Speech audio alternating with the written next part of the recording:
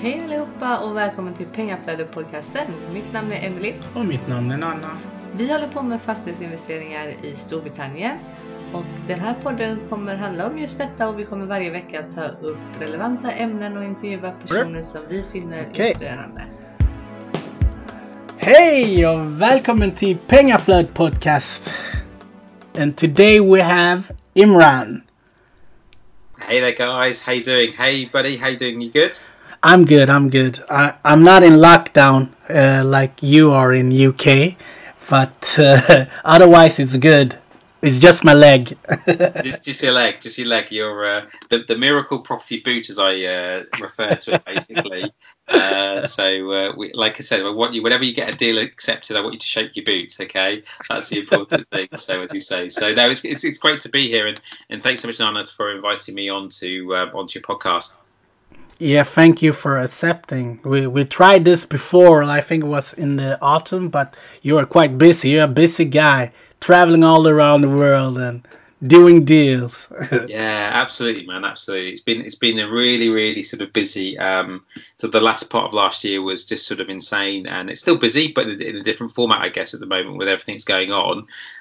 But yeah, last year was just sort of exceptionally busy, just trying to close off a few bigger deals and get them over the line. And then you just take on more workload for yourself, but it's enjoyable, right? I love what I do, so I shouldn't complain. Yeah, you can truly see that on your Facebook posts and Instagram posts that you enjoy what you're doing. And when we're meeting you, I remember when we met you in I think it was May or June in London. Yeah, in London. Yeah. And you're so funny and so warm. So and then in October as well when you took me to the castle. Yeah, we had lunch together. We had this really fantastic venue in Oxfordshire, where I'm from, and like you said, it was great to meet you guys. To meet you and Emil back in the summer of last year. I love your energy as well, buddy. It's just amazing to sort of connect with like-minded humans. Because in this game of business, hustle, property, and life, it can be challenging. And like when you surround yourself with good energy, that also helps you when you're going through the tough times, right? So when it's a tough day, it's just nice to be able to sort of have a conversation with someone and say, hey, I've had a really challenging day, right? But can I just let out some steam and talk about it? And then you get ideas as well that come from that. So, but yeah, we had, it was great to see you guys, twice as well, because we met there. Obviously came over and joined us for one of our modus lunches, which is really good fun. And apart from that, very sweet pudding, which was a Queen of Puddings, we said. Queen of Puddings. Yeah. Which I think blew you. Actually, you ate the whole thing, didn't you? Yeah, but I was full. I was just impressed with you for that skill of eating the whole thing. I mean, I could never have finished that thing. So it was good. So yeah, I'm glad you enjoyed catching up. And likewise, buddy, an absolute pleasure. I had a long drive to London. That's why I had to eat. No. Yeah, but you should introduce yourself, your background. I mean, you have an interesting story, and yeah, I want you to share it to the listeners. Where do I start? I mean, if it's okay with you, I'll just briefly go as far back as I guess everything stems from, and for a lot of people that are listening in today, your childhood makes a massive part of your journey. The framework around being brought up as a child is an important part of life, and I'm a great believer of that. And it's only through my sort of, as I start to get older, I realized that things that happened to me as a child instigated, I think, the type of person I am today, the type of human that I am, the type of way I react, the type of way I interact with other people. And so as a child growing up, so my parents were originally of an Asian background from Bangladesh. And I think you've got people from Bangladesh listening to your podcast, you told me, which is great. So maybe my uncle's listening right now. And but my parents moved over to the UK many years ago, and my dad moved to London to begin with, and then moved out to Oxford. And that's where I started life. It's a beautiful city, and I grew up in a sort of a market town just south of Oxford, and an amazing part of the world. And I'm very grateful to my parents for that. So sort of through growing up, my parents were sort of trying to keep me, I was being westernized in terms of culture, because where I grew up, there was not really any or many other Asian type families in that area. So very westernized from a very young age. And and when we were sort of growing up, we had a great neighbour called John, amazing guy, and he was almost like a second dad to me, if that makes sense. So I had my dad, you know, that's obviously teaching me life experiences, you know, business and hustle and everything else. And then I had my neighbour that was very much all sort of helping the family, do paperwork. He also would help me with homework and everything. So he was great, almost a bit like a grandfather, actually, I would probably say, because he was a lot older. So, but I think it all stems back to one thing that he said to me as a child. And I was about age 13, I think, from memory. And he said, whatever you do in life, Imran, give back. And I remember that vividly now. And as a child, I didn't. And as a child, you know, when you're 13 years old, right, is the last thing that goes through your mind about giving back, right? At 13, I just wanted to go hang out with friends when I was not at school. You know, do my homework maybe at the last minute, right? Like most 13-year-olds. And I found that, you know, yes, I studied hard at school, right? But it sort of was in the back of my mind, but I never really took it into account. And I think it was only as I started to get a bit older that I realised that sort of message that he was leaving for me was there, because he sadly passed away a few. How old was I? Probably about 4 or 5 years later, he passed away. So that message was already stuck in the back of my mind. And then as I grew up, I you know, went to college and then went out to the world of work, you know, and to my parents' disbelief, yeah, they wanted me to be a pilot, and I realised that wasn't a career for me, being stuck in a cockpit, and that didn't please my mum. But I just was not excited by it. I mean, I did all the training I thought I would do to become a pilot up to college age, and then I thought, you know what, this is not for me. You know, I realised I wanted a different way of life. So I went into the world of work and did lots of different sort of jobs in my early years. But that message about helping was still there in the back of my mind. And so at age 21, I decided to get involved in my community near Oxford, and I decided to try and get involved with a local council. And a council, for those that don't know that are listening in, they're what are called district council. So they are like government. I don't know what you would call them in Sweden, Nana. What would you call them in Sweden? Commune. That commune, yeah. So they would they're the businesses, they're the organisations that give planning permission on sites, deal with your, you know, housing associations, leisure facilities, collect your waste collections, all those sort of elements of it. And I decided to try and get involved in the local council at age 21 to try and have a more of a say for young people, because I felt that young people weren't being represented in our area correctly. And you had to go and get elected. You had to sort of, you know, put yourself out there, knock on doors and try and get people to support you. And it was a very interesting sort of experience, really, giving it a go, because lots of people would say to me, you've got no chance. What they told me would happen is that I would do this and I won't get in because no one knows me. I won't get in. But then you'll fight for the next time in 4 years' time. So when you're 25, you come back again, you have another go, and at that point you'll get in. So I thought, okay, well, look, if that's what it takes, you know, to try and do some good, I'll give it a shot. So I knocked on every door that I could around working, you know, so I was working during the day, I was doing this in the evenings and weekends, trying to sort of rally around, you know, my passion around the perception of younger people and making a massive difference in my area. And then we had the election night, and lo and behold, I actually got elected. And I think it threw quite a few people out that they got elected at age 21. And I became basically the youngest. At that time, I was the youngest councillor in the UK. Wow. So, yeah, which didn't realise. At the time, David Cameron was the Conservative Party leader. And I think he messaged, and I got a chance to meet him, spend some time with him in London, and do lots of other things over the period of years. So I spent basically my next... basically 13 years doing a lot of sort of community work, but sitting on a council body and learning how councils work from the inside out. So you learn sort of how planning committee works. So I would sit in planning committees, and, you know, I'd see sort of small extensions. I would then see, you know, large sites where you're giving planning. We're sitting there granting planning for sites for 500, 1,000, 2,000 homes at any one time. So you become quite strategic in your thinking with local authorities and how they think about developments and everything.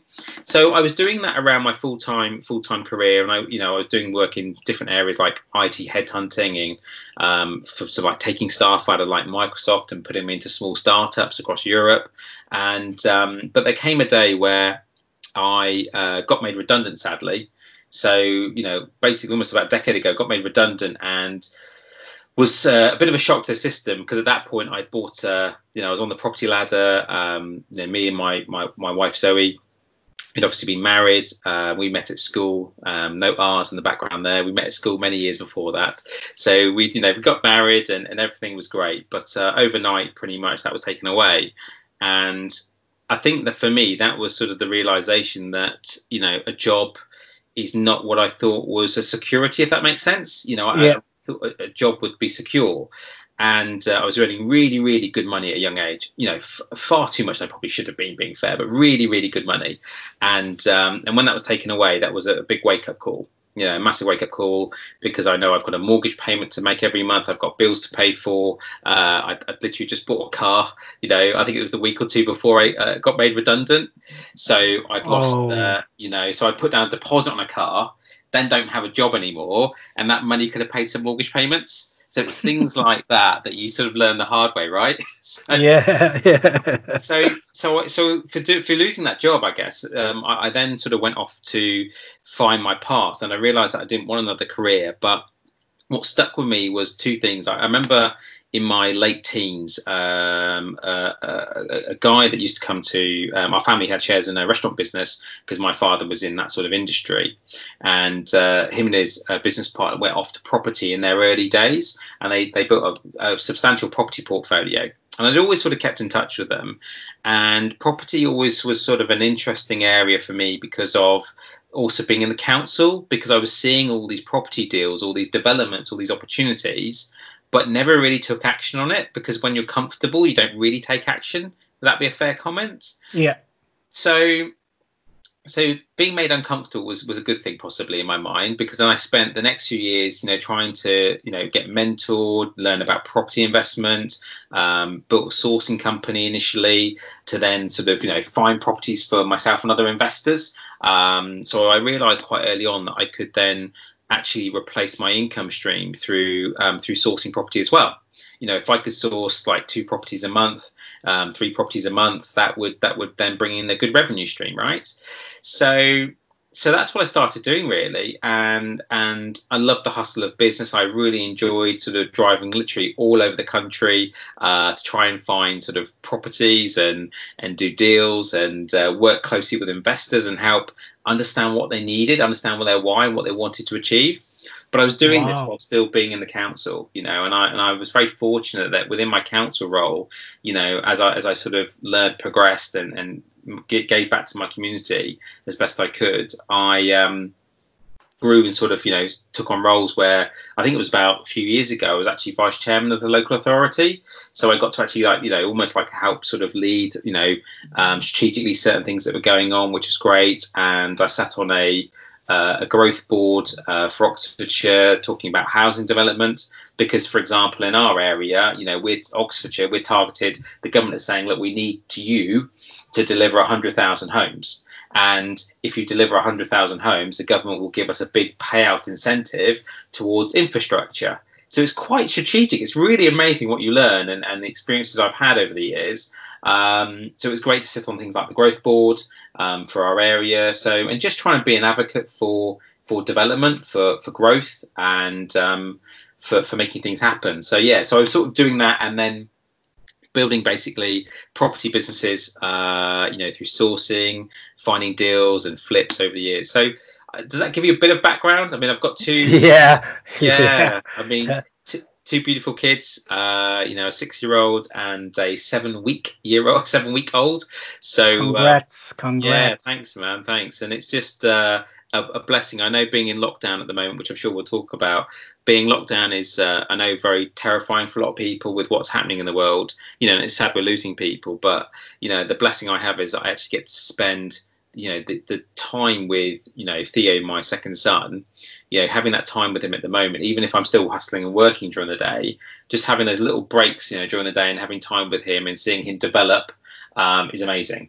So for me, I am quite lucky in that respect. Yeah, we're all lucky. You need to change your mind and not just be like, oh, this is crap, and do something with your time and look around your surroundings and see what you have. We're not always that fortunate to have what we have today. Some people, that's how I look at it. And I totally agree with you. Like, reflection is a beautiful thing, right? I think that in life, if you can, I reflect daily. I created habits in my life that I reflect daily and look at how my day has gone, what I've achieved, and what I could do better. And I think when you're sort of, you're a business owner, you're hustling with your business partners, and you're just sort of thinking about, okay, am I achieving what I need to? Am I really moving this business forward? Am I feeling, and am I grateful for what I got? Gratitude is a big thing as well. Am I grateful for what I have right now? Because it could be far worse, right? And I think that I always remind myself back to when I first lost my job, because the first 2 years of losing my job were the hardest, right? The hardest, both physically, mentally, and on my relationship with Zoe. That was tough, really tough from that point of view, because you're not knowing, having, I hate to use the word fear, okay, because I think fear actually motivates me. When I'm scared about something, I feel like I should like attack it and try and solve it. I'm the same. but yeah, I just feel that sometimes I remember literally like little things like not wanting to open the credit card bill when I lost my job, because I just thought if I just push all the pile of paper to one side, right, it will go away. It won't be there anymore. But of course, those bills are there, right? You still have to pay them. So I think you're absolutely right. I think that I am very grateful for anything I have, in our life, because actually it could be far worse today from that respect. So I totally agree, buddy. Totally agree. So would you say that you chose property because of what you saw through your dad's friend, business partner, that it gave like freedom and you can choose what you want? Or why did you choose property? Absolutely. So I think there's a few things. I think that's absolutely fundamentally part of it, because they were able to go in and I look up to that, them as mentors as well. They were able to go and build quite a substantial portfolio within the first 12 months and have freedom and choice more than anything. So I think that's amazing, and then not have to work sort of, 24 hours a day or whatever people work each day. They could choose what they did with their time. And I think that's a massive thing. And I think also just sitting in the local authority, the council, just seeing, opportunity within property and how you can adapt property, and I was quite excited by that, how you can change it, how you can be creative with buildings, and planning for the future and giving people beautiful homes to live in as well. I think that for me just absolutely inspired me to want to go down that route, and rather than just saying to myself, hey, right, I'll just go get another job, and I'll once I lost it, I could have. And being fair, if I had to if I had to get like a really, really basic job whilst I was building this, I could have done that, but I wanted to give it my best shot. And I always said that I'll give it my best shot. And then if it doesn't work, hey, I've given it a shot at least, rather than not trying. So I think you're absolutely right, but absolutely right. That's true. That's true. So tell me about your first deal, your first deal, and when was it? How old were you? Jeez. So back in almost, I have some of the exact dates, but probably about nine and a bit years ago, I guess 9-10 years ago now. So this was a buy-to-let actually in Oxfordshire, so through the family originally as well, and it was, and I think it's a little bit before we had sort of more formal training. So typical buy-to-let, 2-bed. My family sort of had interest in it before, so I said, look, take it on and rent it out, because they weren't really into property, if you see what I mean. It was never really their thing. So I said, well, let's explore what we can do with it, and so we took on as buy-to-let, and it was rented out for about, I think it was about £750 to £800 per month, but it was generating like cash flow wise, you know, because again, it was close to home, right? So, because naturally you're told at the beginning, you know, maybe you think to yourself, let's buy close to where you live, right? Because it will generate you good returns. And when you only know one real area, you know, you stick to locally where you are. But it was, you know, it produced maybe a few £100 a month cash flow, and it was fine. But over time, I think I realised with it that if I could, and this came through learning, as you sort of open up your mind to other parts of the UK, I realised that actually you could generate much, you know, higher yielding assets. And when I was sourcing, I was going, well, I've got this buy-to-let producing X amount of cash flow. But, you know, I was driving to places like Wales, where you've done investments. Yeah. I was driving to Kent. I was driving to Chesterfield in the Midlands. I was driving up north, further afield, just looking at different deals. Birmingham as well. I was driving all over the country, trying to find sort of the right deals and work with investors on the right projects. And even into London. And so I realised that in different areas like Wales and Kent, you could buy property and generate sort of higher returns than what I had. So what we ended up doing was we actually ended up doing that property up and then selling that property for a profit. So we turned that buy-to-let into a flip strategy. Yeah. Not intentionally though, if that makes sense. It was through a realization process. And you know, and then it sort of went from there really in terms of carry on with, you know, sourcing properties, then going into sort of like flip strategies as well, because I wanted to grow capital. I need to grow capital pots. So I would do flips, you know, buy, refurb, sell. And I really liked flips. I think they're great strategies. I mean, you guys have just done one recently, haven't you? Yeah. So, you know, and I think they're great ways of growing capital every sort of 6 to sort of 8 months. You know, back then the market was ripe for it. You could buy a deal, spend £20,000-30,000 on it, doing it up, and then sell it for a profit and make a nice sizable margin, because the market was good and people were buying. So yeah, so that's where I sort of started it really, and then but I always sort of I think with the again coming back to my thoughts of planning and everything, like the idea of conversions and like, you know, converting sort of, you know, one property into maybe 2 flats or one property into say 3 flats. So I started doing those projects as well. Which was good fun, and they were a bit more lucrative from if you're doing them as a flip point of view.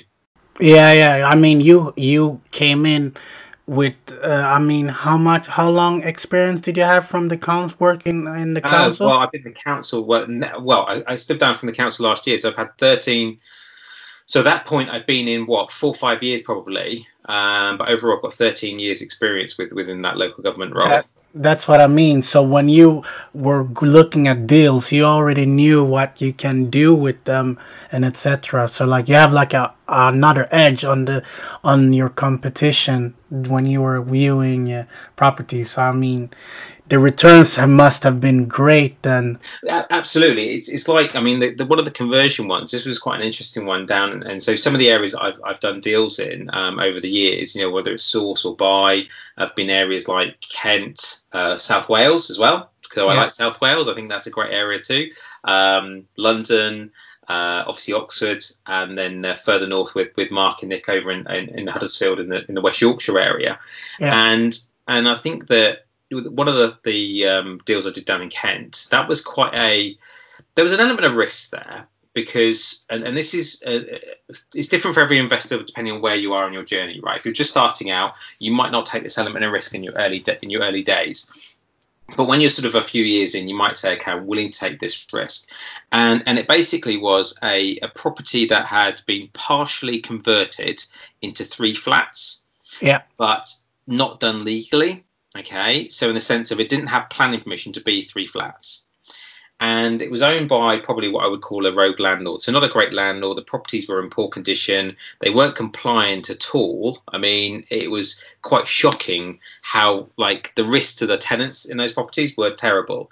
And I'm a great believer that we need to make sure we've got, like other landlords that are good in the market that are going to get rid of these bad landlords. And they are starting to go, which is good. So I had the opportunity to buy this building, but I had to what I call exchange contracts within 14 days. So that means I have to legally put down a deposit and the risk is the site doesn't have planning at the moment. Okay. So I've then got 14 days to do my research to work out, do I believe that I can get planning permission and sort this problem out? Okay. And then do the refurbishment works, and then either sell them or rent them and earn income from them. Yeah. And I think my council experience really helped me with that, because I started to understand planning process and planning policy. I was able to look back at the history of the building, and I was able to understand what I thought I'd be able to achieve with it. So I decided to take a calculated risk. So of course I did a survey like anyone would, and then I exchanged contracts 2 weeks later. I had some phone call conversations with that council, but of course had to be a bit cautious about how much you say at that point. But I had some open conversations with them about, what I was planning to do and what was going on, and try to do some intelligence digging. And with that knowledge, though, I then exchanged, and then I was able to complete. I actually had about 3 months to complete. So I exchanged, but then had 3 more months that I could complete that purchase. Wow. And in doing that, it gave me time to sort of start working through sorting out the planning processes, what needed to happen behind the scenes. But there was still a risk, because I could have still lost. It was basically 20 grand is what I had to put down as a deposit. And if I hadn't have got the planning sorted, I pretty much would have lost that. So that was still a risk at the end of the day. So 20 grand is 20 grand. Yeah, exactly. And if I don't complete, then there'll be legal fees against me for not completing. And, I don't want to spoil my relationships with any local agent in the area. So, there's lots of different factors that go into it.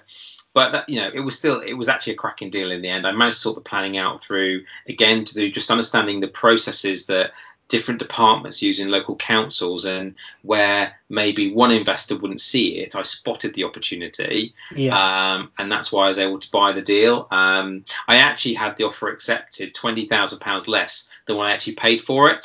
It's just the seller got greedy. So that was a bit of a shame, because the seller got greedy, but I still decided to do the deal at that level, because I knew there was an opportunity with it, but they didn't see that. So yeah. Oh, so that's what I mean. That helped you then. It's a blessing in the sky then. Absolutely. And when I could do that, I could then renovate those into 3 flats and generate a sizable profit if I wanted to, or like I said, refinance them and then rent them out as buy-to-let investments. So I think you're right. I think I'm very lucky, more important, lucky and humble that I've had the experiences within that local government body, to do things. Of course, it did take up, the council role took up a lot of my time, because I was very passionate about my community work. And maybe, if I wasn't in that role today, I probably would have grown at a faster rate, being fair. But actually, it was an important part of my journey. I wanted to do my bit and give back, and help out. So that was one form of giving back. And now I give back through coaching and mentoring as well. But yeah, it's been, a vast array of doing different deals, like I said, conversions, buy-to-lets. Of course, with Mark and Nick, we do HMOs as well. And those where you rent out individual rooms and make a higher return, and then some flips along the way too. So it's a wide array. I wouldn't say we're not like these big developers, but we're very humble, down to earth, and we enjoy socialising at the end of the week where we can. Not during the lockdown, of course, at the minute. I think your guys is great. Oh, thanks, man. So tell me your baddest deal then. Oh, so one of the baddest deals. It's probably one of the ones. Actually, one of the ones down in Wales probably was a real learning curve for me. And this was in the early days.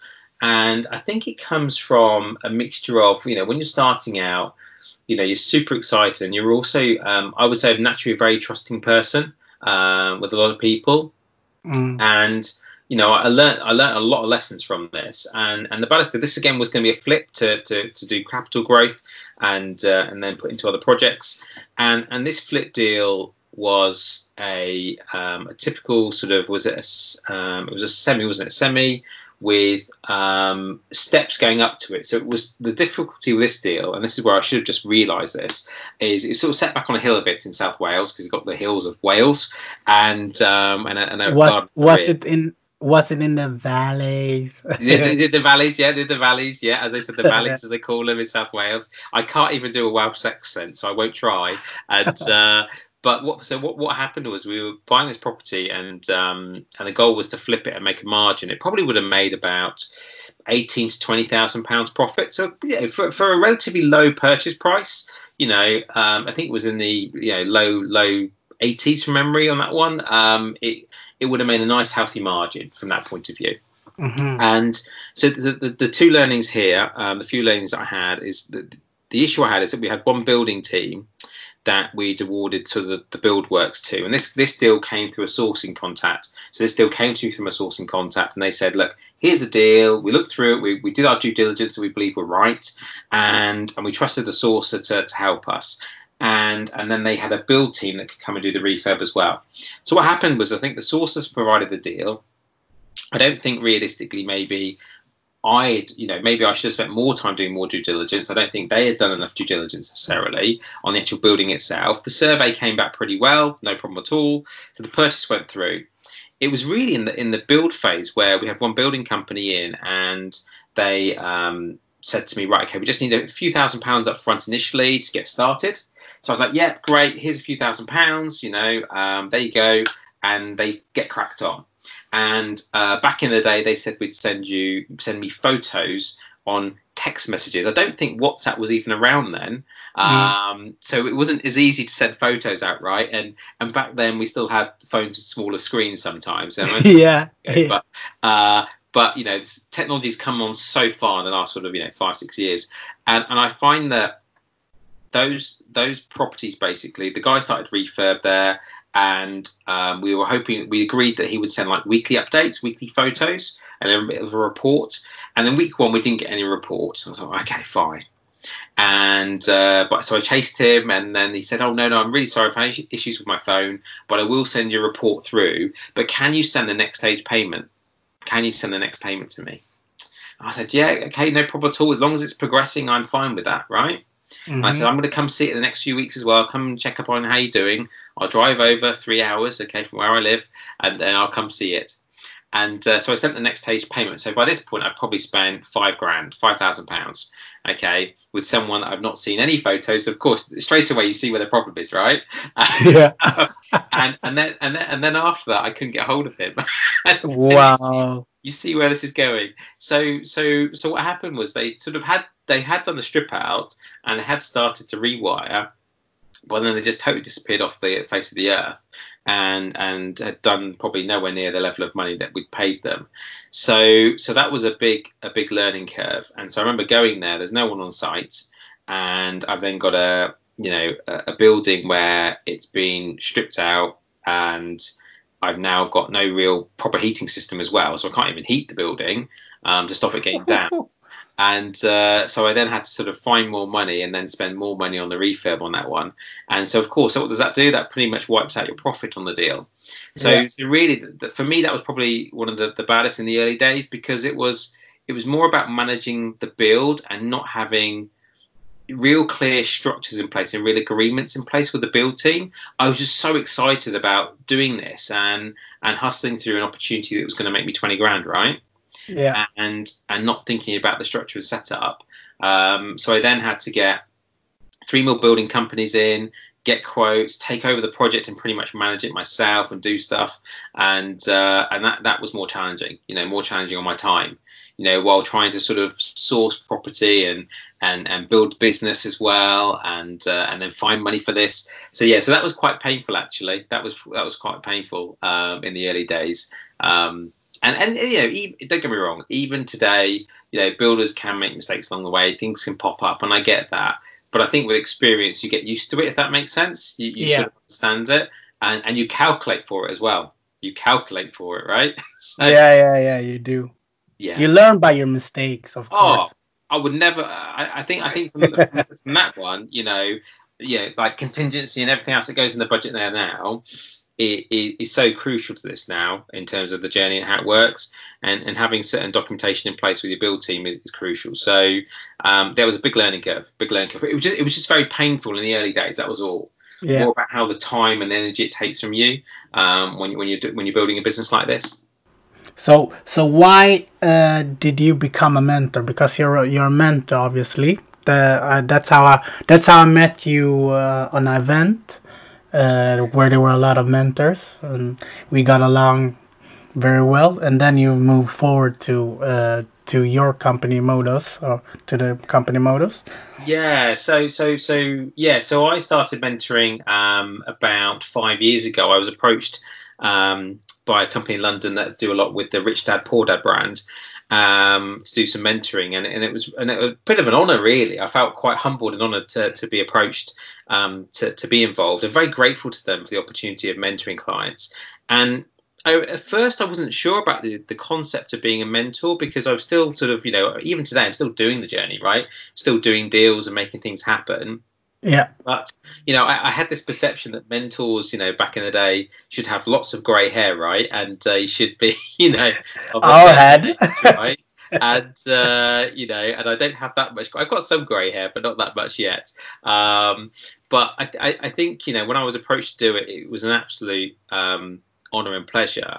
And through mentoring, I think I really found, when I look back at the last sort of, 15 years, 20 years of going out to a worldwide place of work, and I think about the areas of life that I've enjoyed, the coaching and mentoring has been the number one fundamental thing that I love. I genuinely, for some strange reason, love people, right? In like everyone, even if there's a challenging person to work with, I love the challenge of trying to help them, grow in whatever way or shape or form it is. So so I started mentoring about 5 years ago, helping a lot of, mainly actually at the time, it was international clients, people like yourself, Nana, that are buying property in the UK, and guiding them on the journey, supporting them to build an element of freedom in their world, because people gave their time to me to help me grow businesses and just help give me the confidence that I needed to take some steps in my life.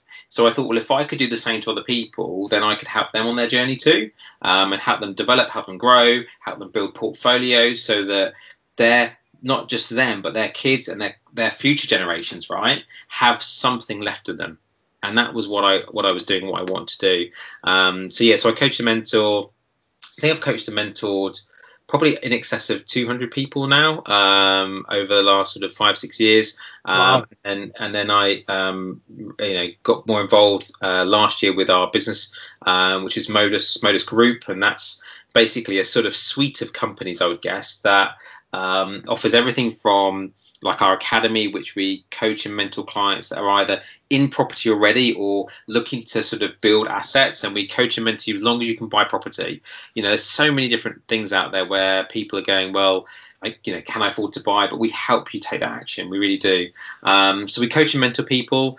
We then have our sort of accountancy arm, Modus Accountants, and that's great fun, because we literally, that business was set up because of Mark's, I think, frustration out of trying to find a good accountant, if that makes sense, in the area. And he just couldn't find one, because accountants plan from past, mainly. They plan after you've had your end of year accounts, but when you're a business owner, you plan ahead of time.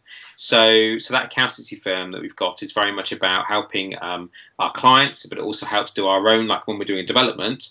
If we need to set up a new company, I walk to the next room and ask for a new company to be set up. So strange, right? It's excellent, though, having that there. If you need an SPV, like a special purchase vehicle to buy a property, like a company set up, you can just have it there, done same day, by talking to one of the team. So that's amazing. And then the north, we've got our property engine, that sort of Modus Property, that sources the property, does the refurb, and we let it out through our letting firm. So it's good, and a team of staff, and it's great fun, but I do mainly the sort of investor relations, the coaching, the mentoring. I do that part of the business, and then support Mark and Nick on the other areas, and they're just great. I mean, those guys work hard and they hustle, and they are, just driven and have the right energy to, and it's just a pleasure to have that sort of energy around, if that makes sense. Yeah. It's like, it seems like it's very good to have everything in house, so you don't need to.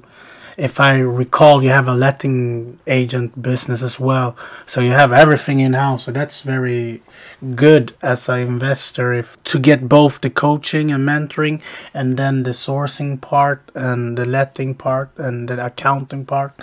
Everything is in house. So Because when we went through the company you mentioned, it was like you did the mentorship and then they feed you to the dogs. No, but not really. But you know what I mean. You had to, know your way. Yeah, correct. This is the thing, and this is what I find with a lot of companies. What they tend to do is they say, right, we get you so excited, you get super excited about wanting to build a property portfolio, create financial freedom, okay, and then you're, like you said, you're sort of set out to the dogs, as you just said. Now that's a great way of putting it. And you're set out there. You're like, well, what next? Who do I talk to? How do I know that they're going to be the right relationship for me? How do I know they can deliver this for me? And I think that's the tough part. And the reason why I refer to us being more of an asset creation service is that that's genuinely what we're about. We want to coach you, but we want to coach you if we genuinely believe that we can help find a property for you, do the refurb and rent it out for you. That's the sort of person we want to help, right? Because then we can tangibly coach and mentor you so you understand property, you get it. We can hold your hand, I think, more importantly, like while you're going through the journey, because like you and I have sort of spoken about today, there are highs and lows on this journey. Yes. So if we can hold your hand while you're doing deals, that makes a massive difference to our world, and I love that.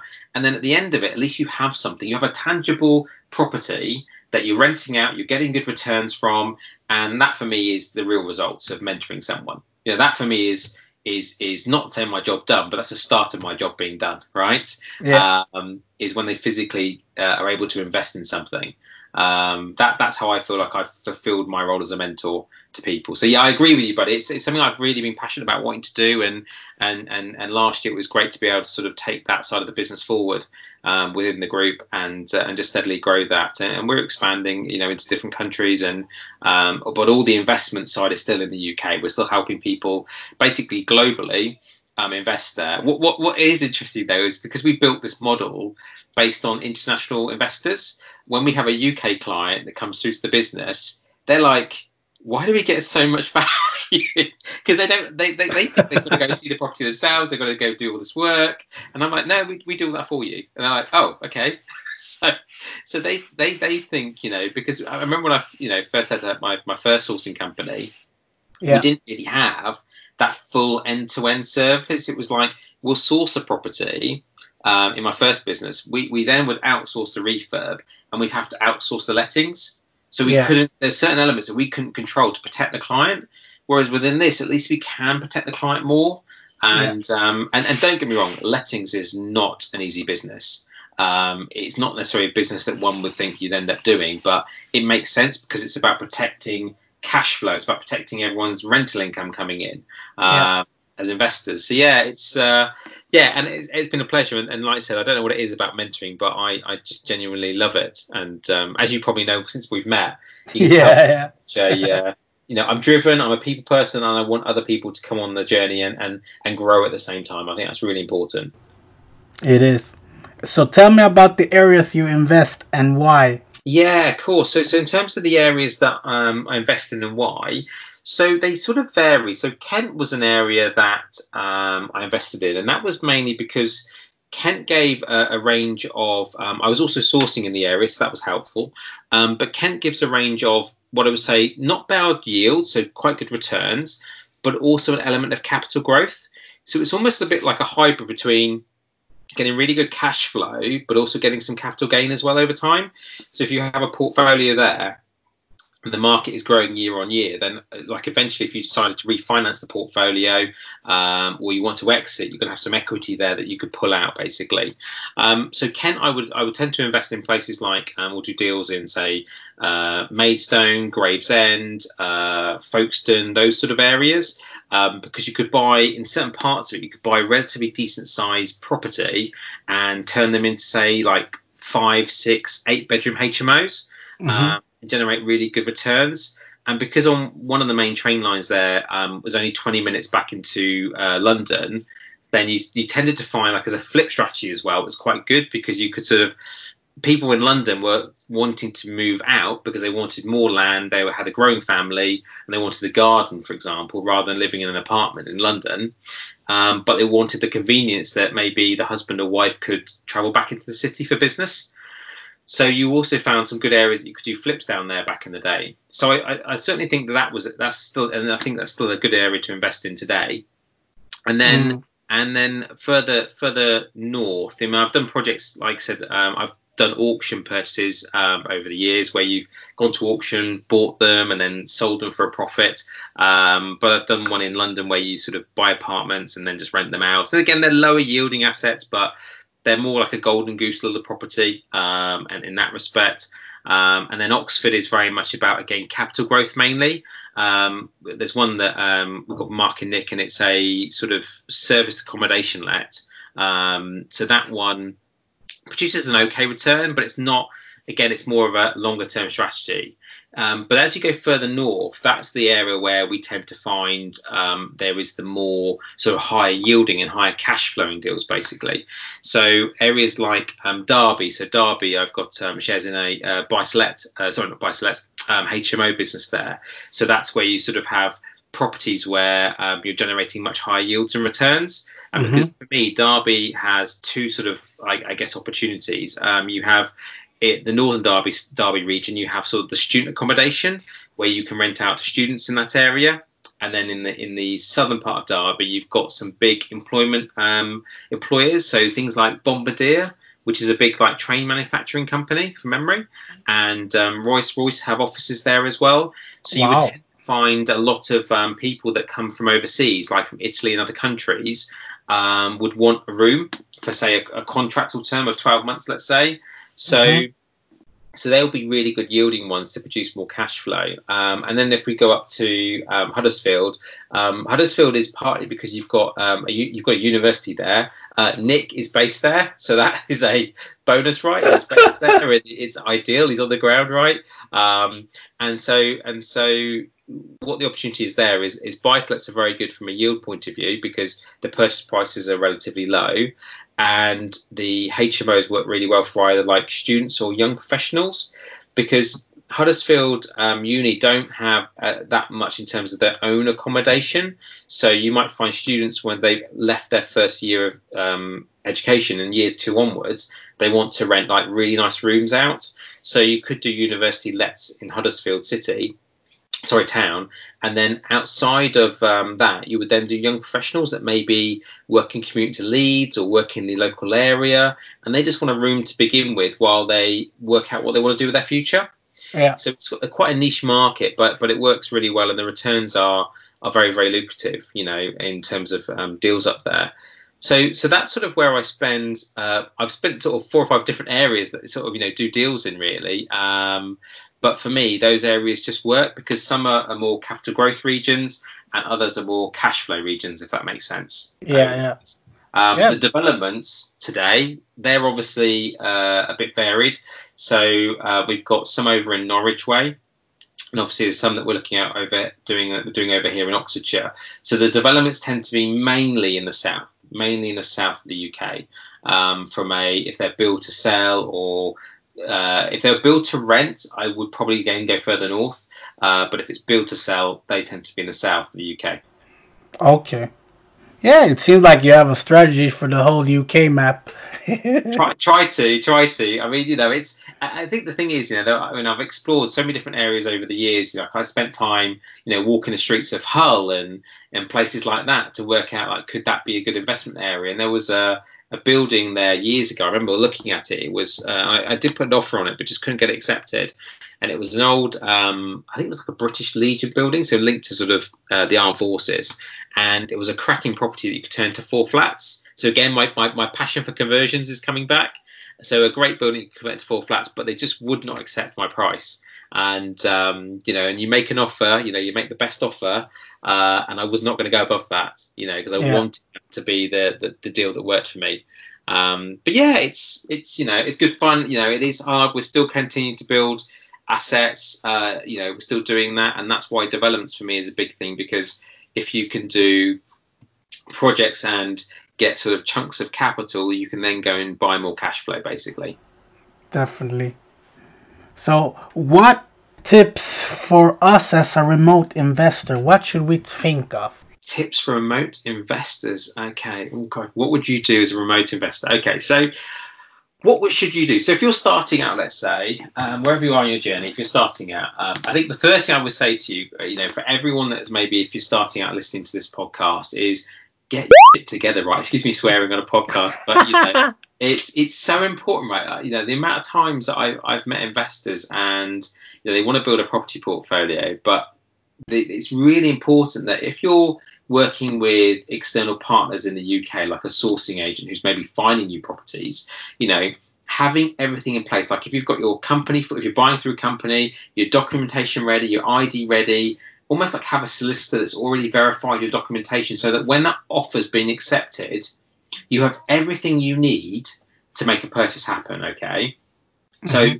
So for me, I think, especially if you're making offers through like estate agents in the UK, they want to see like proof of address, your proof of your passport, your proof of funds, so some form of bank statement or something showing that you've got funds ready to make that deal happen. Because if you don't have that at the beginning, what happens is the estate agent or the seller, the vendor, they're going to start losing confidence in the early part of the process. And if they lose confidence in that early part, okay, that could affect your whole relationship with that deal. Yeah. It could cost you the deal, right?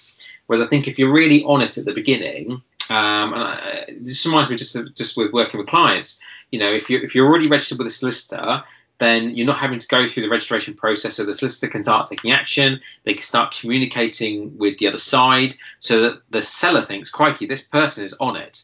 This person, Imran Lokhon, is on it. He's communicated with me. My solicitor his solicitor's already got in contact with me. This guy is hungry to make this deal happen. Yeah. And I think for me that's really important. Be purchase ready, okay? Be ready to make that deal happen. Especially at this time, because I think there's going to be more opportunities coming, and I would certainly think that's a very important tip. If you haven't got your documentation as we say in the UK, your eggs in a row. If you haven't got those things in a row ready to go, then sadly those eggs are going to crack along the way, right?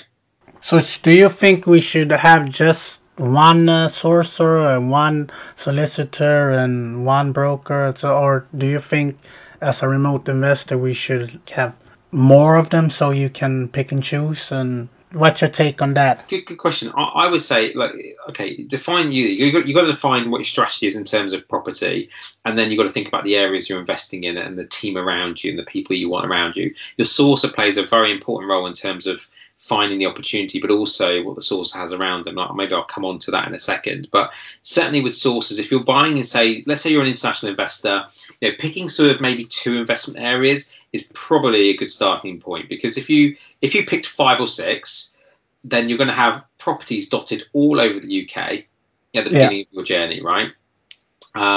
If it's a flip strategy, I'm not too worried necessarily, but if you pick 2, then you can get super focused and get super knowledgeable in those 2 areas, because it's not the source's job to tell us about the area. They'll give us an indication of it, right? Yeah. But it's our job as investors to start to get to know the areas and start to understand what's there and what the opportunities are. So I don't think there's anything wrong with working with multiple sources, but do limit it to maybe a few. In terms of brokers and solicitors, absolutely have more than one. You'll have one main broker that you have a really good relationship with, that they have all your documentation. It becomes a lot easier over time. But different brokers might have different products, and I think that's really important. I mean, I was talking to a coaching client the other day, and they've got a purchase they're doing at the minute, and they had one broker give them a rate at, I think it was like 4.4 or something like that, and another broker that can get them a rate at like 3 point something. So just having multiple brokers to maybe, certainly 2 or 3 brokers is important, because they might have access. They might say that they've got access to the whole market, but we don't know that until we go and maybe have a conversation with another broker. Yeah. So I think multiple brokers is crucial. On your point about solicitors, I would absolutely personally recommend that you always have more than one around, because you also got to think about when you're building a property business like this, if you're doing it remotely, you have to think about, I'm becoming a business owner and I'm building a team.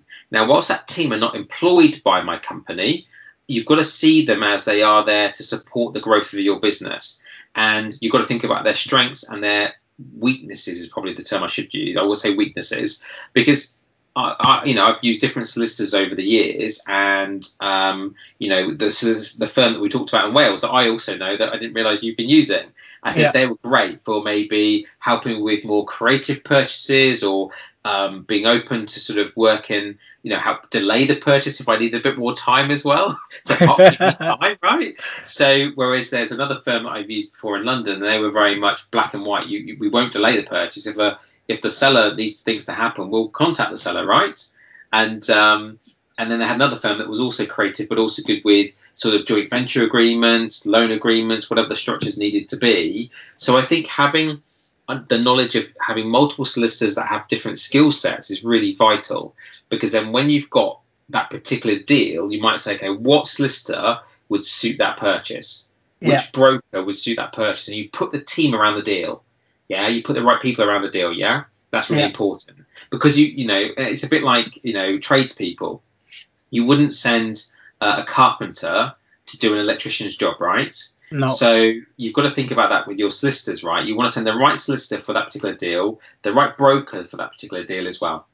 So I think absolutely you should maybe have multiple arms of your solicitors and your brokers. Sources, I think it's about, the biggest thing for me is almost like having a clear checklist with sourcing agents on understanding what they do internally and what they outsource. So if you think back to when I first started, when I was sourcing, I was finding property, but then I was relying on a lot of third parties to deliver the refurb and deliver the lettings at the beginning.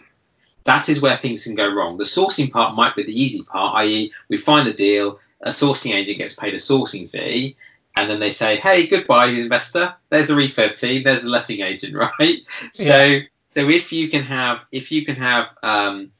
understand the team behind the sourcing agent, that's really important. Because I think if you understand the team behind them, how many clients that sourcing agent can deal with at any one time. Because if they're super busy and haven't got time to deal with you, you've got to be careful about how does that affect your business, right? Yeah. Because you're relying on that one person bringing you property to grow your business. Exactly. So I would certainly bear that in mind. I hope this is helping. I mean, I hope those points are useful. It is. I think it is for the listeners. I think it is. The one other thing I would certainly say is, I think as remote investors, you do feel obviously disconnected to the process sometimes, right? And I do think it's really important that two things you absolutely do. You continue daily work on your mind and how you feel about this business and what you're doing. You must spend at least 20 minutes working on your mindset every morning without fail. Whether it's listening to an audiobook, whether it's learning something new, but 20 minutes just on you, right, every day. And this time maybe even more if you're in lockdown, but just have that time to really get your head in the right space when you're building this, and get really clear mini systems in place. Think about your business if you're going to scale it. Even if your goal is to only buy 4 properties, right? Think about your goal as if you're going to scale it. So you systemize the business from an early stage, because if it's systemized, then when you do each deal, you tweak, you refine, but then you can then scale it if you want to. Or, what I love about, Nana, you talked about, virtual assistants before. We've had conversations about these, right? Yeah. And I think it's great. If you have those people behind you that can support you, it just means you can scale business, because you can't, doing it alone is one thing, but it's never quite as fun, right? So if you can do it and have support of other people around you, that makes a massive thing. So I think surround yourself with like-minded people is the last bit of advice I would definitely give. Surround yourself with like-minded people. No negativity is allowed in my world, right? Yeah, same here. So tell me about your current deal then. So current deals at the minute. So the 19, I'll talk about the conversion deal we're doing. So this was quite an interesting one. And again, it was this we want to help people, right? So this was a situation where we had a deal where we were approached by one of our lead builders who knew a contact who said they'd taken 4 years. This contact basically had control of a site, a former church, basically. Not the most attractive church. It wasn't like a very historical looking building, okay? And they'd taken them 4 and a bit years to go and get planning permission. Okay, they were kicked back, and they were almost giving up. And they finally got planning permission on this building, turn it into 19 units. And so we were sort of introduced, and we looked at the deal and said, actually, would we like to go in and do it as a project with them? So we ran our due diligence and did the numbers. So we decided to go ahead. So we bought a building for £687,500, and it's a £3 million build out. So we just started demolition work recently on the building, but of course all that demolition work is now stopped on part of the building. So we'll restart that hopefully in the next 2 or 3 months once the lockdown's over in the UK. Yeah. And then we'll complete that and look. It'll be worth a sizable amount of money. We'll probably look to achieve somewhere in the region of around 7 million, I think, GDV at the back end. So it's a good sizable project, and the goal with that project is mainly a flip strategy. Is phase one. If it doesn't flip, then we'll look to hold on to it and keep it as a rental. Yeah. But plan A is to sell it as a flip project. So really excited about that one in terms of taking it forward. A bit gutted that nothing's happening at the moment, but at the end of the day, there are lots of other people in very similar situations, and we just have to ride that wave and do other things and plan for when we can get back to site. So we just communicate a lot with the team and make sure that everyone's on the same page with that one. So that's exciting in terms of conversion project. And then we were going to buy a piece of land over in Surrey, and that already had planning to build one house, but it was one bungalow, and the goal with that was to buy it, build the bungalow within 6 months, and then sell it. So it would probably be a 9-month project, but that was going to make about £140,000 of profit at the back end of 9 months. So that would have been great, right? That'd been really, really good. But we wanted to try and exchange contracts, but not complete the purchase until maybe 2-3 months time, just after the lockdown period. But the seller and the team probably couldn't agree to that at this stage. So that deal might be there for us when we come back. It may not be, but that's okay, because there are other projects that we're looking at doing. So around that. So so we will look at smaller projects at the end of the day if the project's right. But we tend to focus on sort of the small to sort of mid-size development deals at the same time. That's where we spend a lot of our time. So I'm very excited about the conversion deal and doing that. And I'm sure there's the odd photo on my Instagram or on YouTube. I think I did a little video on YouTube just visiting the site and showing people around. So you have to excuse my poor YouTube editing skills, but people could always have a look. I'm the same with you too. I'm not so good. But it seems like after the lockdown, you're going to have some exciting times in front of you, ahead of you. So hopefully this lockdown won't be too long so you can continue. Yeah, the lockdown's an interesting one. I mean, I do think I think the problem, in the UK, I think people were quite naive to coronavirus and what it could do. And I think at the beginning of the lockdown, people were still going out and socialising, and I was fascinated walking. When we were told we can go for 1 walk a day. So just for everyone's benefit, we're allowed to have 1 walk a day. We can go to the shops for essential supplies, but that is pretty much it. We have to stay at home the rest of the time. But in the first weekend of the lockdown, I was taking my family for our 1 walk a day. And, of course, keeping our social distancing, so keeping 2 meters apart from everyone. But there were groups of people getting together. Yeah. And I was like, that group of people do not live in the same house, right? And I think from the realization is that people were just naive to it and not realizing how serious the coronavirus is. So I think people are starting to get it. So I realize that what's happening. And I think we're starting to go into peak phase at the moment. So we're going to start hitting the peak, I reckon, the next 10 to 12 days, I reckon. And then hopefully, if we start to see the curve come, then eventually the lockdown will be lifted. But I don't believe, some people have said maybe in 2 weeks we'll be out of lockdown. I honestly think that for at least another 4 weeks we'll be in lockdown. I don't see how they could just release us all again. Yeah, the issue that me and Emily have is we have our property business in the UK, and here in Sweden we're not doing any lockdown, so it can happen that they will do if you're from Sweden you're not allowed to come in. you won't be allowed in. You have to send me to look at your properties. I have to go look at your properties for you, and this is the problem, right? And I think that really collectively with the World Health Organization and everyone, we should be we should be absolutely globally all on lockdown at the same time. It shouldn't be piecemeal that some countries are on lockdown and some are not. Because like you said, otherwise what they'll say is, okay, anyone from Sweden can't fly to the UK right now or anywhere for a period of a month because we've got to ensure that the country doesn't have it anymore as best it can. It's a really odd one. You know, I mean, I've been very lucky that over the years I've spent time with, you know, government bodies, and I've even had a chance to meet Boris over the years through the council role. You met many powerful people.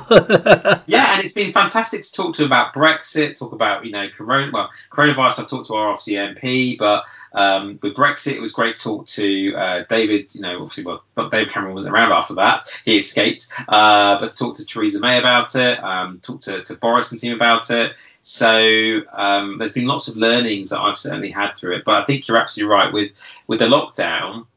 You know, I'm excited about what might be coming in terms of, I think there's always opportunity out there, and we've just got to be, everyone should right now be literally like, you know, working hard to get ready for it, because I think there's huge opportunity coming. So I think you're right. I do hope that in Sweden they, you know, I don't know what you're going to do in Sweden, but I do hope that if they do a lockdown, it's quite soon for you guys, to more protect you all more than anything, I guess.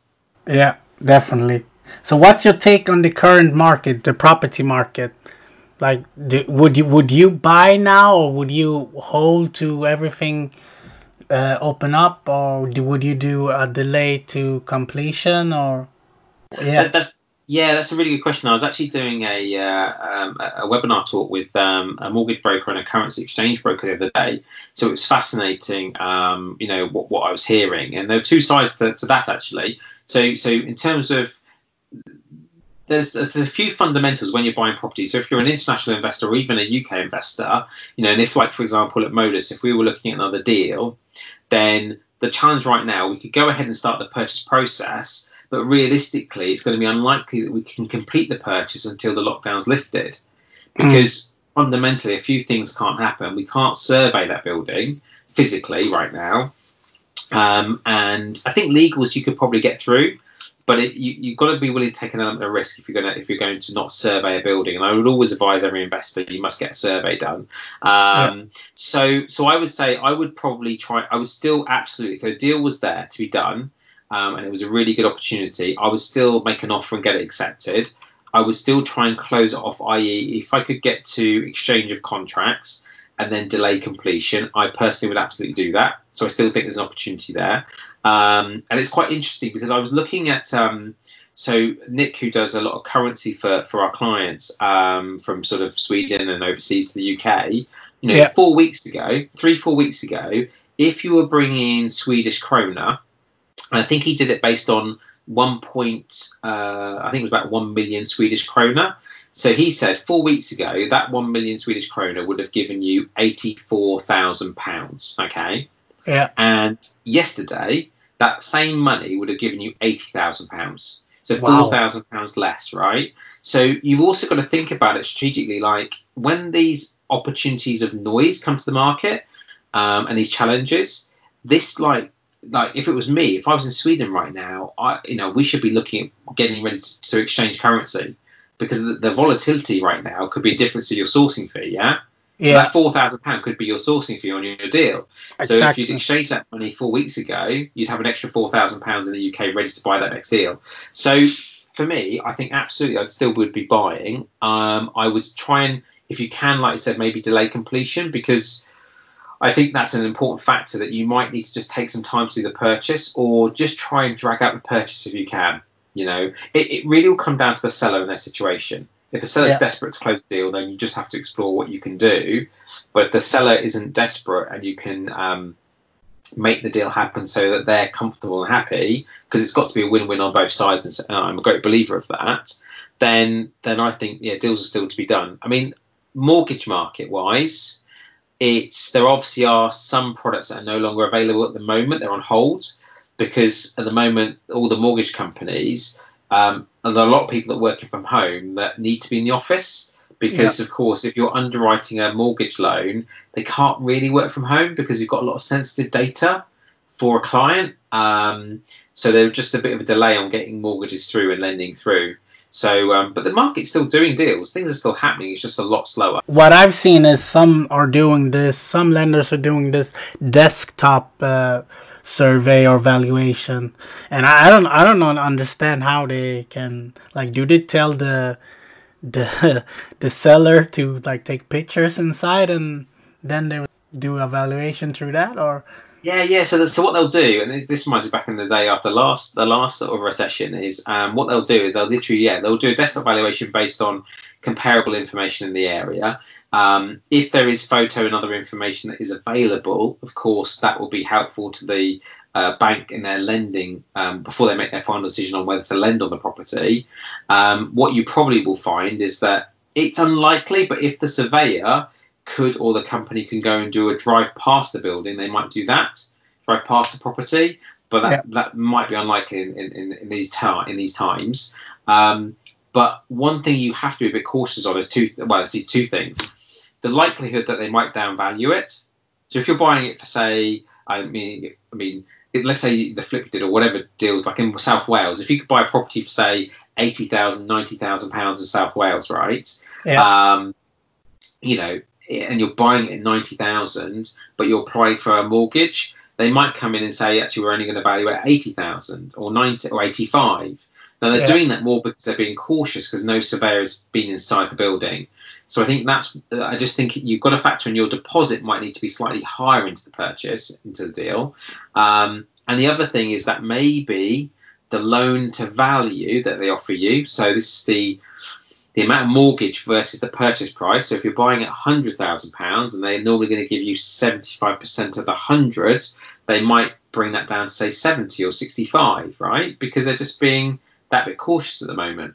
Yeah. So I think those are the things that we have to be aware of with the mortgage market. But really, I mean, in terms of the market, if you think before Corona, you have to remember, like, January, I think we had I did some research. I mean, we had I think it was about 11 or 12% growth in transactions from 10 years prior to this year. So we had a higher percentage growth ever, the highest growth ever in January on the number of transactions going through. Yeah. And you have to remember, we've been discussing Brexit for 3.5 years, right? So even through Brexit, we've been having growth in the market. People are moving, buying and selling. People still need somewhere to live. We've had a lot more confidence in the government because we had a more secure government in December of last year.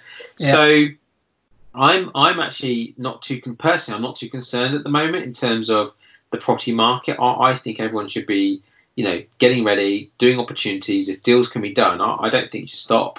It worries me. No, I actually don't say worry me. I see a lot of posts on different Facebook groups of people that are either buying a property or they've bought one. They've got a portfolio. And they're saying, "Oh, I want to get out of the market. I need to sell.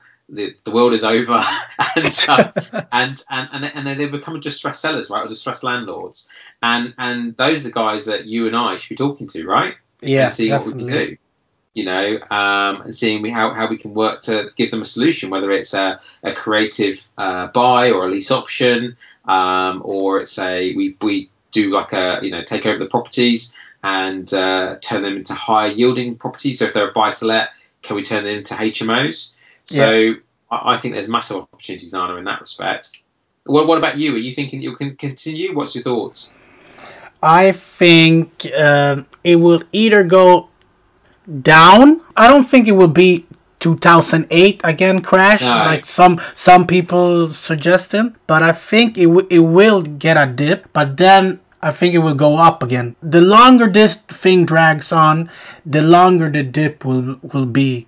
So let's say if we're out of it in 3 months, then I think it's all right. But let's say if it drags out the whole year, this Corona stuff, then I really don't know how the market will be, because it seems like the government, all of the government around the world are just printing money, and like someone needs to pay all of these money. So I think we're gonna get a high tax bill and have to come new businesses to give people jobs. I mean, I don't know if the government can sustain this in 12 months or 9 months more.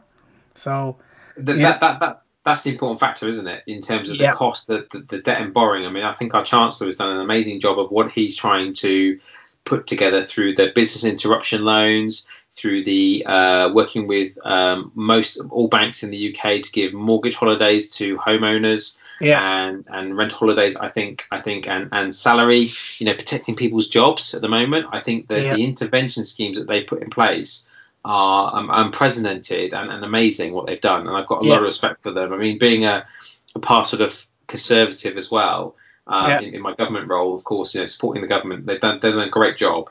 So I think you're right. I think as long as we can fight this on all angles. So if everyone does stay home right now, I think as long as we get out of it in the next few months, I would say I visit the UK property market makes a quite a strong and quite quick comeback. I don't envisage it will be for like 2008, in that respect. So I agree with you. I agree with you totally.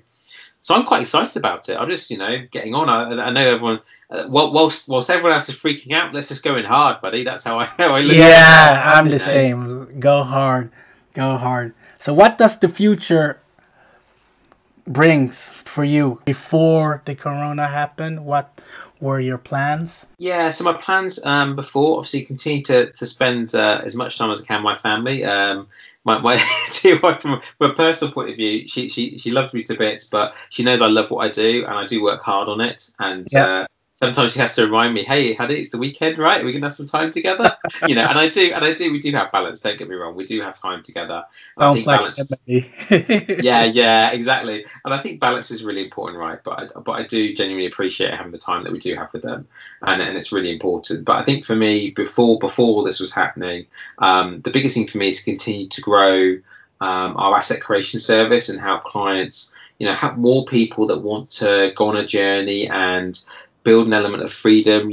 I've been working hard over the last certainly few weeks as well on an online sort of accountability course to help clients that are either in property right now or they've gone through training, they've started to buy, but they're just sort of losing their way, if you see what I mean, and losing traction. So I've been working hard on that. So hopefully that will be ready to go live beginning of May.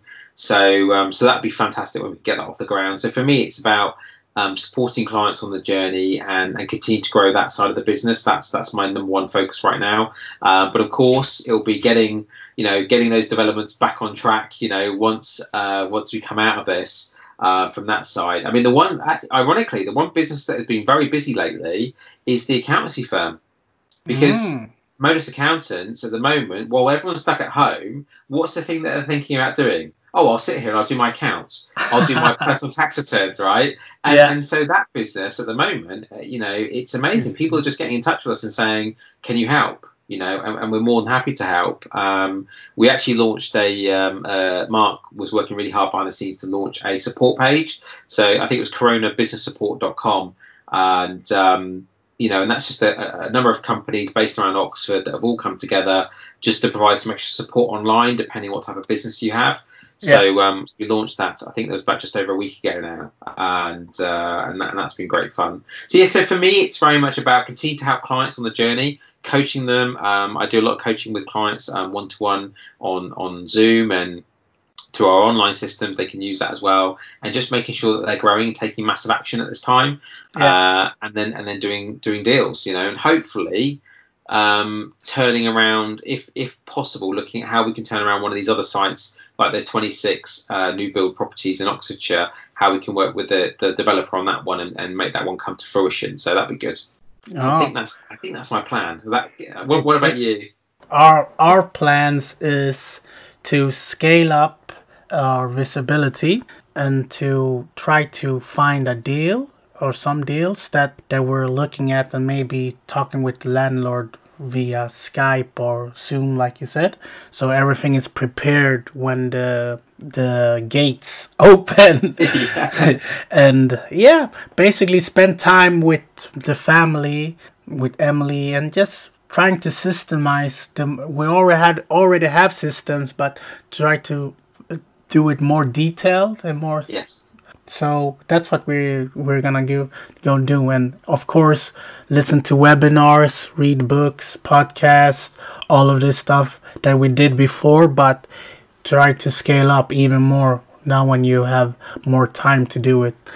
So absolutely, man. I think that's great that you want to do that, because I think, and like I say, to everyone listening in, this is if you have time on your hands right now, if you're in the UK right now and you're having your salary paid and you can spend time at home with your family, enjoy that time. I do enjoy that time. It's really important.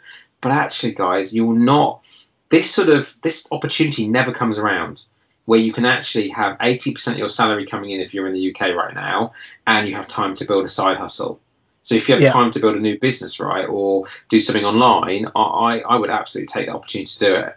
I think I'm probably working harder than we were not in the lockdown, right?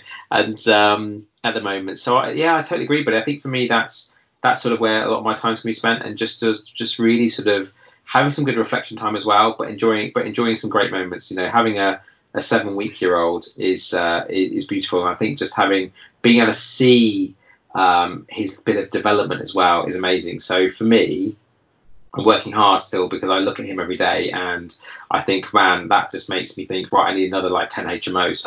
10x. 10x, because every child, right, costs money, and you've got to think, okay, how can I pay for which property will pay for their needs, right, from that point of view. So I think for me, it's which project, which development, but like I said, just enjoy it and have fun. I want it to be enjoyable. I think everyone, we all work hard, but I want it to be fun more than anything. So so for me, that's a big thing, buddy. So we'll just get back to business, but it will be a different landscape. I totally agree, it'll be a different landscape, and I think it's going to be interesting to see the shifts that come. But those are shifts that no one will know until we come out of lockdown. No one will really know until we come out of that phase what that would look like. So people shouldn't, all you listeners, you should not listen to anyone who says he knows or she knows what will happen, because none of us know what's going to happen. We will just have to wait and see. But during that time, we just need to better ourselves in all types of ways. Yeah, exactly. I mean, like I said, the only sort of thing that and this is just my opinion, is I could potentially see, depending what happens with the if some people will lose their jobs over time, right? That will happen. Some companies will not exist in 6 months, 8 months from now, realistically. They won't be able to survive this. So if those people need to rely on social housing, I could see the return of what I saw years ago, where people were sort of able to get 5-year contracts with a local council or a housing association or a charity. You might start to see more of those sort of opportunities come to the market. I mean, one of my coaching clients, she's found a lead where this company want 120 properties. Wow. And it's a 5-year contract, guaranteed rent for 5 years, right? And they'll even go and assess the property before you buy it, to see if it ticks the box. So for me, and this was just a conversation we were having 2 weeks ago. So for me, there could be an opportunity coming in that respect. But again, it just depends on the market and how long this comes in, because each week is changing, right? And you and I, each government makes decisions, and those are decisions that you and I can't control. So we have to do the best with the information we have to hand at any one time. Yes, exactly. You put it so nice. I tried to. I don't know. I didn't realise this is actually the first podcast I've ever done. I feel quite honoured to be on your podcast. It's the first one I've ever done. It's an honour to have you. It's an honour to have you. No, other way around. I'm honoured to be on your podcast. It's a turning point for me. Of the first podcast I've ever done. Wow. This is the end. It's been wonderful time to speaking with you. We spoke several hours now, but I want to know your favorite movie, your series, and your favorite books. Okay, right. It doesn't have to be property related. You can choose whatever you like. They probably won't be, being fair. So, because I must admit, my little guilty pleasure in life is technology. I love gadgets. I've just invested in some AirPods. and best investment ever. So so movies is another thing in my world. Like I love movies and like a TV series, because when you work a lot with clients, you know, face to face or one to one, you sometimes just need that time to shut off, even if it's just for like 45 minutes now and then. So immersing yourself in a movie or something is good. So in terms of movie, I would say if I was watching, so for me, like some of the classic movies from like the 80s, 90s, I'm a big action movie fan. I love action movies, and God, do you know what? It probably would be back in the day. Terminator was the epiphany of Mr. Schwarzenegger back in the day. So if I was watching a movie back in the day, it would probably be Terminator. If it was a modern day movie, it'd probably be something like the Avengers, right? Because I just love that the Marvel series, what they try and do. So yeah, I think Terminator would have been the Terminator. Which 1, 2? I said Terminator. Which one? Probably. So if I'm thinking about the original ones, the first obviously was still one of the best, I think. But it was the one with which was the one with Liquid Metal Man? Two. So I reckon I'm torn between 1 and 2, because 2 was very good. I like 2. I'm gonna go with 2. I'm gonna go with 2. And Avengers. Avengers. Oh wow. I mean, for me, I think the one that topped it was obviously Endgame, really, wasn't it? I mean, Infinity War was great, but Endgame, I think, was probably the one that just made it. Yeah, that absolutely just made it for me. What about you? Of those two? Yeah. Terminator 2 and Endgame. The funny part is I started to watch the Endgame first during Christmas. I didn't look at Avengers at all because I didn't like Iron Man. So Emily was like, you need to see, it's so great. So I started to look at the Infinity War and then the Endgame, and I was like, yeah, it was quite good. It was good. It is, you know, and like for me, it's just a nice way of just sort of watching something and not necessarily having to, you don't have to talk about property or anything else. You can just enjoy. And but yeah, I literally, I think Terminator is on my favourites list online. And it's something I can watch probably time and time again if I needed to. So I'll probably end up watching it again this weekend now that we've talked about it. And what about series then? TV series or Netflix? Oh, TV series. Oh, I tell you what. Okay, so there's a few that I really like, but the top one for me is probably Suits. That for me is just, I love the hustle of business. What happens in an office environment, the way the guys work. Was it Mike and and Harvey Specter and all that? I just think, that is a cool like business outfit type of environment, right? Where you work hard, you hustle, and I'm not saying it, I remind myself of them, but in terms like, because every day there's a different thing happening, right? And that's the thing within Modus, we're talking to Mark and Nick, and every day there's something different happening. The world, and Mark uses his phrase like the world changes, right? 24 hours a day it does, and Suits reminds me of that. So I mean, the only other series I probably would have say is Designated Survivor was for me one on Netflix, because it's partly political, because I've obviously got some political interest, so that's good. And another one that's way out there, which I only started watching, I think it was like last year, was Altered Carbon. Yeah, I've seen the commercial, but I never watched it. That's very way out there, and that took some getting used to. But for me, I think Suits is still one of my favourite ones from a series point of view. Absolutely the favourite. Okay, and books then? Books? Oh, crikey. Where do I start? I mean, a lot of books I read, and I use Audible a lot. I love Audible. Tend to be very much on personal development, not really like don't really read too many stories. I mean, within the books there are probably stories and sharings of other people that do deals and stuff like that. So a few that come to mind. There's probably a few that come to mind. I don't think I've got one that sort of jumps out as a favourite. One by Tony Robbins. I think it's called Unshakable. And that's probably quite a good book right now, because it talks about how you plan during volatility, but in the market and things like that. So probably a really good book for everyone to read right now. One that I've used, and actually I use a lot of these tips that I've taken from a guy called Brendan in the way I coach clients and the way that I use for my own business, is High Performance Habits by Brendan Burchard. Great book. Recommend that to everyone. Another one would be the 5 a.m. Club by Robin Sharma. That's a really interesting read, the 5 a.m. Club. It talks about what certain things you do and how you get up at 5 a.m. and you do certain things in your morning. It's just about rituals and, again, habits, but the way you sort of set your structure up in the day. Obviously, a famous book that I love, that I read years ago, Rich Dad, Poor Dad by Robert Kiyosaki. I mean, amazing book. Yeah. If there's one book you read during the lockdown, you must read that book. You know, if that's the starting of your journey. If you're in a job right now and you're thinking about the future, Rich Dad, Poor Dad is a great eye opener. Game changer. Yeah, totally. And I guess the last one is by a guy called Tim Ferriss. He writes a lot of good books, and there were two that I know that he wrote which were very good, which was the 4-Hour Work Week and what was the other one? The one was, I think, called Tools of Titans. Yeah. So those two books are really, really worth reading. An eye opener for freedom and time, you know, for outsourcing. So that's why everyone thinks that they have to do everything right. Everyone thinks, okay, I've got to do everything in this business. No. And I know that people say this, and they say you should work on your weaknesses, right? I'm like, do you know what? Focus on your strengths, outsource your weaknesses.